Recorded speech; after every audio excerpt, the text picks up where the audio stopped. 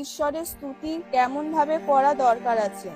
যেভাবে পবিত্র বাইবেলে মথি 15 অধ্যায় 25 পদে লেখা আছে যে, কিন্তু স্ত্রীলোকটি আসিয়া তাহাকে প্রণাম করিয়া কহিল, প্রভু, আমার উপকার করুন। প্রিয় ভাই বোন, বাইবেলে লেখা আছে যে একবার প্রভু যিশুর কাছে এক অনানীয় জাতির স্ত্রীলোক এসেছিল, আর তিনি চিৎকার করে বলছিলেন, হে প্রভু, হে দাউদ সন্তান, আমার ওপর দয়া করুন, কারণ আমার মেয়ের ওপর দুষ্ট আত্মায় ভর করেছে। প্রভু যিশু তার কোনো উত্তরই দেননি।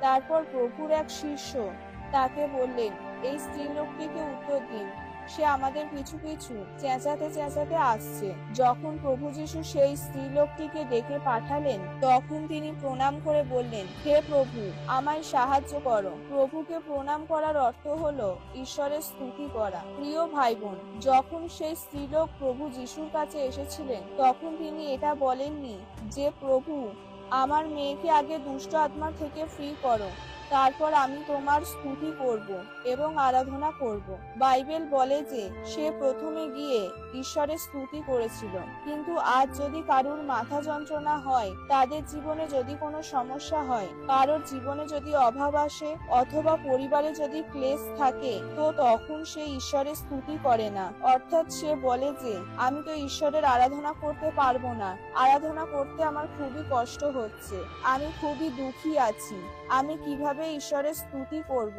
কিন্তু ঈশ্বর আপনাকে এই জন্যই সৃষ্টি করেছেন যেন আপনি তার স্তুতি করেন। যখন শয়তান প্রথমে স্বর্গে ছিল, তখন সেও ঈশ্বরের একজন আরাধক ছিল, কিন্তু যখনই তার মধ্যে অহংকার এলো, তখনই তাকে স্বর্গ থেকে তাড়িয়ে দেওয়া হলো। কারণ তার মনে হয়েছিল যে যদি সে ঈশ্বরের স্তুতি না করে, তাহলে কেউই আর ঈশ্বরের স্তুতি করবে না। তাই যখন আপনি ঈশ্বরের স্তুতি করেন, তখন শয়তান লজ্জিত হয় আর আপনাকে ছেড়ে সে চলে যায়। তাই ঈশ্বর আপনাকে তার স্তুতি করার জন্য সৃষ্টি করেছেন। যখন আপনি প্রভু যিশুকে উদ্ধারকর্তা মেনে পুরো আত্মা আর হৃদয় সহকারে আরাধনা করেন, তখন আপনি ঈশ্বরের খুব কাছে চলে যান আর ঈশ্বরের পুত্রকন্যা হিসেবে বিবেচিত হন। যখন আপনি ঈশ্বরের পুত্রকন্যা হয়ে যান, তখন ঈশ্বর যে আশীর্বাদ আব্রাহাম ও তার বংশকে দিয়েছিলেন, সেই আশীর্বাদের উত্তরাধিকারীও আপনি হতে থাকেন। অর্থাৎ ঈশ্বর আব্রাহামকে বলেছিলেন যে, আমি তোমার সাথে থাকবো, তুমি আশীর্বাদের মূল হবে, আর পৃথিবীর সমস্ত জাতি তোমার দ্বারা আশীর্বাদ পাবে।